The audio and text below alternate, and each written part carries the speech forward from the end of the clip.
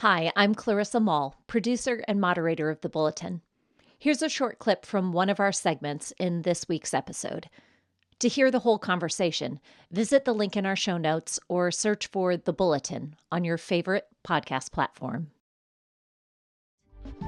In this episode, Mike Cosper sits down with Marlo Slayback, a Syrian-American Christian and the director of programs at Intercollegiate Studies Institute, for an intimate conversation about what it's like to be a Christian under a dictator's regime. Then, Mike and Robert Nicholson, editor-at-large of Providence magazine and founder of the Philos Project and co-founder of Passages Israel, discuss the broader complexities of this region that bears the imprint of biblical history. Welcome to the show.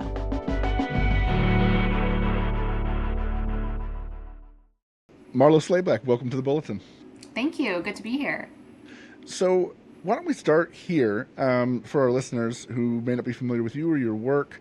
Tell me a little about who you are, what's your connection to Syria, to the Syrian Christians, and why is this issue important to you? Yeah, thanks so much. So I am Syrian Christian. I'm Syrian American, and I am. I was born Eastern Orthodox. I converted to Roman Catholicism.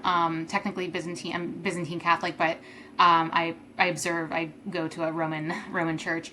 And my family came to the U.S. in the 1980s, 1990s. My parents are both from Syria. They're both Christians, and I trace my entire heritage to Syria.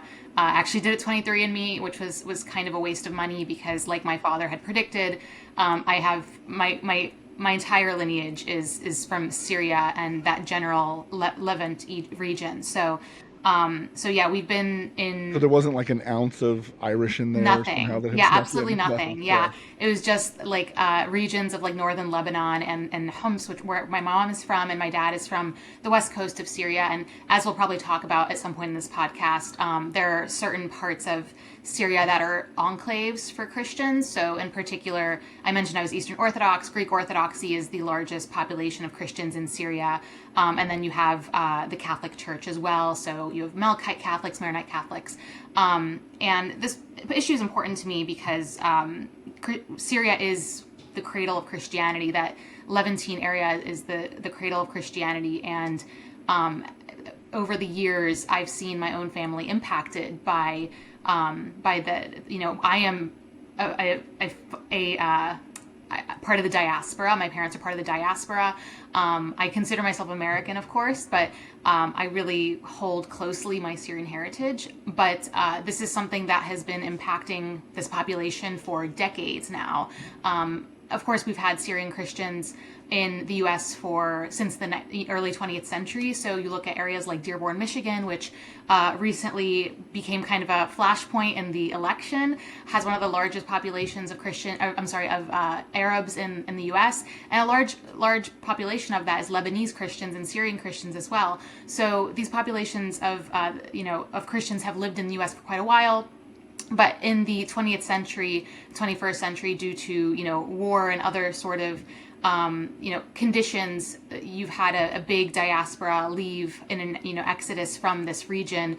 And that's created a lot of downstream effects of you've had brain drain issues there. And I've seen my cousins leave over the past couple of years, and these towns have become really, really sadly ghost towns where you have these beautiful churches, these historic communities that sometimes have crusader castles, just these relics of this bygone era of this great Christian history that are more or less abandoned because of the economic strife, the plight of war that have pushed a lot of people, especially young people, out of Syria and to Western nations, in particular, the U.S., Canada, Australia, and parts of Europe. So it's important to me that there's still some some representation of Christians in this historic area because it is the cradle of Christianity, and that they have a right to be there. And before there was Islam, there were Christians in the Middle East. So it's important that they continue to be part of that fabric because that is, it is their homeland, and they deserve to be there as well. And there's a lot of fine-grained distinction that gets lost on the West that I think is interesting. I mean, you kind of mentioned a few things that many people may not even be able to distinguish. I mean, obviously, I think most people understand the difference between the Roman Catholic Church and the Orthodox Church and all that. But you described yourself as being, someone from the Levant, which is different than, say, an Arab Christian that is also from the region. But could you talk about that a little bit? Like, what are the ethnic differences? How much do those actually matter if you were living there? And Yeah, that's a great question, and that could be a dissertation in and of itself, and it really depends on who you ask. I personally, it depends on the context as well. In the U.S., like, it's just a lot easier for me to call myself an Arab Christian because we speak Arabic. That's the language I was raised speaking. My family speaks Arabic, and most of the Christians in the Middle East will speak Arabic, although they might have another language that they speak that is more tied to their ethnicity. But Arab is an ethnicity as well, and Christians typically are not, ethnically Arab. A lot of them, if you talk to some of them, they might tie their ethnicities way back to the Phoenicians, for example, especially Lebanese and coastal Syrian Christians. That's kind of the ethnicity that they would consider themselves if you really pry. But there are other ethnicities that exist in the Middle East, especially in Syria. You have Assyrian Christians, so that's Assyr, Assyrian. You have Assyrian Christians in both Iraq and Syria. Some might call themselves Chaldean Christians, and those are Catholics. That's also like in the Assyrian ethnicity, and I think there's a lot of different political considerations to be made there as well, not just purely ethnic. Whether someone calls themselves a Levantine, an Arab. In Arabic, there isn't the same word as Levantine. It is kind of a something that helps contextualize the region for Westerners. But personally, I think of myself as being Levantine more than Arab because it's a big region. Like, you have actual Arab countries, like what we call the Khalij, which is the Gulf Arab states, and then you also have countries like Syria, Lebanon, Palestine, and that general region which is more Levantine. So it really depends on who you ask, and where the person who's asking the question comes from. And Christians have over the years, especially in Lebanon in particular, have made a point to differentiate themselves because they do have kind of a pride over their faith, in a sense that, like, not in a pejorative way, but especially some of the conflict between Syria and Lebanon throughout the 20th century, regarding, and that kind of put especially Catholic Lebanese front and center, in kind of conflict with the Assad regime in particular. So that's kind of a short summary. No, it's extremely helpful because then you can throw into the mix, like, the Kurds, and there's Arameans that are still a small group, but they're there, and there's Jews, and there's all kinds of Jews. There's Iraqi Jews that are in Israel now, and all that. I mean, it's a much. I'm always interested in this, and I've always enjoyed talking about it because it's a much more complicated sort of ethnic and cultural reality than I think we really understand. And my hunch is, and maybe we can start to get into some of this. My hunch is with what's happening in Syria right now, some of those fine distinctions are probably going to be pretty important in the months and years ahead.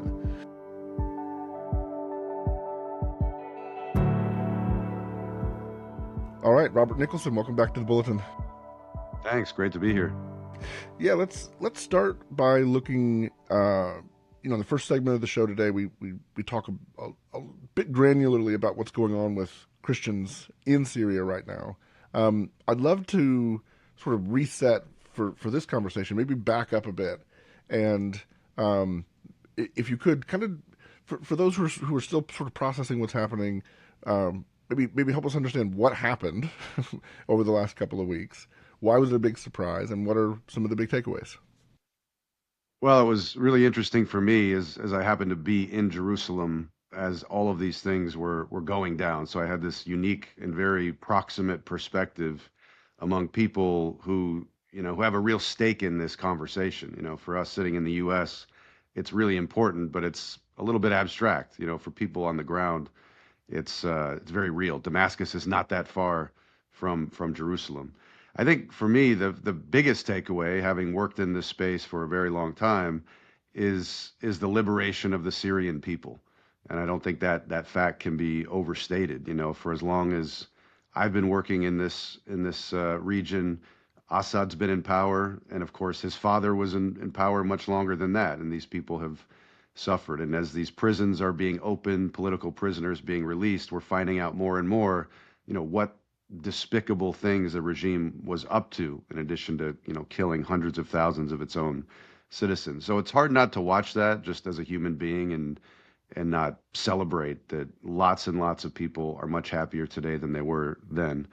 I think certainly sitting in Jerusalem, but even here in the US, it's hard not to celebrate maybe the biggest takeaway of all, which is a huge blow to the Iranian axis of resistance in the region. I mean, Syria was in many ways the hinge of that axis, and allowed Iran to supply Hezbollah, which allowed it to dominate Lebanon and threaten Israel. Iran is, I'm saying what we all know, in a substantially weaker position now than it was even a few weeks ago.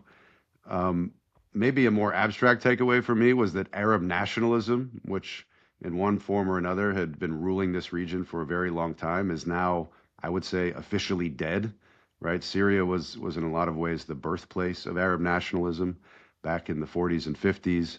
And Assad was kind of the last nationalist. And with his, departure to Russia, it's over. And it just so happens that we're also in the 100-year anniversary of the fall of the Ottoman Caliphate.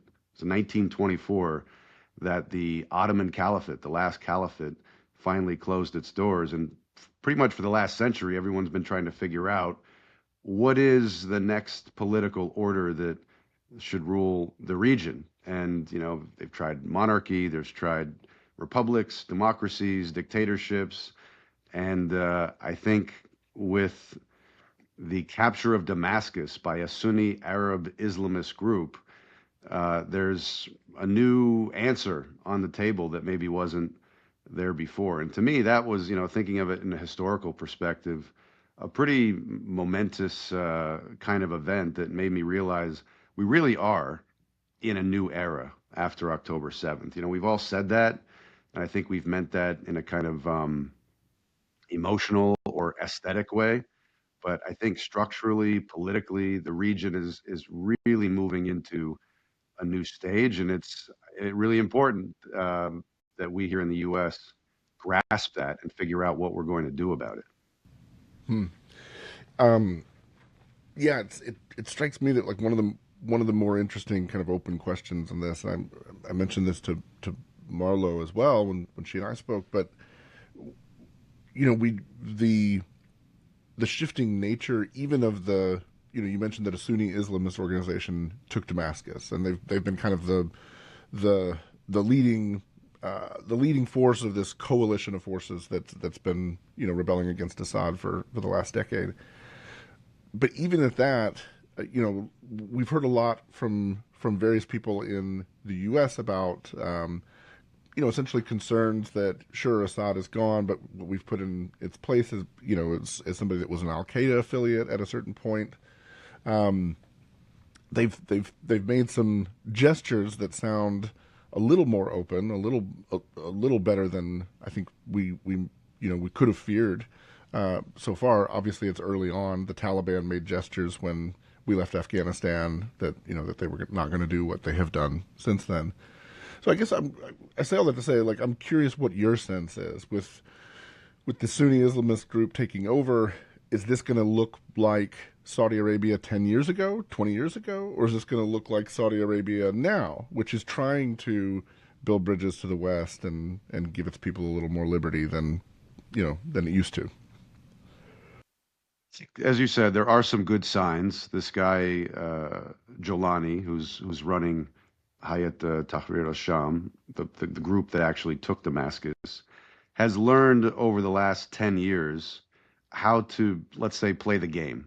As you said, he used to be part of al-Qaeda in Iraq. He fought the U.S. troops with a rifle. I mean, this is a guy who actually fought American soldiers, no doubt killed some.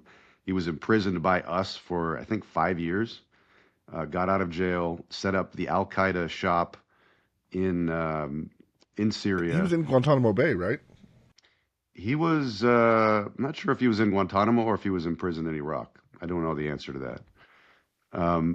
And proceeded over the course of a decade or so, he came over there in 2011, to ameliorate and sort of adjust and amend his position, not only for his own interests, but also to cater, let's say, to people on the outside. And so as he's finally come into Damascus after going through this whole process, he knows that it's important to say he's going to protect minorities and to show signs that he's actually going to do it, to tell the West and even Israel indirectly that I'm not a threat to you. Don't worry about it. Just let me, I want a nation build at home. That's essentially what he's saying. And I do think there's something about that that's genuine. Let's be honest, the Syrian people, probably even himself and his own fighters, are pretty tired. This has been a long and very bloody war. I'm sure everyone would appreciate just some breathing space, build some of the buildings and, get things stabilized. But I'm somebody who believes very strongly in the importance of, religion and culture and ideas in international affairs. Power ultimately decides, how things go, but power is always informed by the ideas of whoever wields it. And there is no doubt that Jolani and the people that follow him, and I dare say the majority of the Sunni Arab population of Syria, which is the majority population, holds to some version of political Islam. And you don't need to go very far in researching political Islam to see what that ideology stands for, right? Not even the most extreme version, just kind of the mainstream version. And it's a certain kind of Sunni Muslim supremacy in which minorities are tolerated, but as, very clear minorities, and where things like the liberation of Al-Quds, Jerusalem, play a very, prominent place. And, it's hard for me to believe that, maybe not over the next 6 months, the next year, but going forward, that this whole thing is not going to revert to a certain kind of baseline, political Islam baseline that will feel the need, genuinely or, for the purposes of optics to try to, liberate Jerusalem or to, oppress various minorities. Obviously, we're kind of waiting to see how this regime treats, especially the Alawites, right? The people, kind of the mainstay of the Assad regime. The Alawites were very bad to the Sunni Arab majority, and it's hard not to believe there's not going to be some retribution. The Kurds in the East, who are our partners as the United States, where will they fall in all of this? I'm not optimistic, if I'm just being honest. I've been around too long to believe that a kind of representative quasi-liberal government will emerge in Damascus. I'm not as freaked out as maybe I would have thought I'd be, even 6 months ago. It's nice to see that the Christians have been at least allowed to continue all of the things that they're doing. I haven't heard a whole lot of stories about Christians being oppressed. I know they're scared. I know they're very scared about what will happen when the shoe drops. But right now, things are okay. I'm glad things are okay. I hope they stay stable. But knowing the ideas that drove this conquest, it's hard for me to believe that they're not going to burst to the surface sooner or later. Listen to the full episode wherever podcasts are found.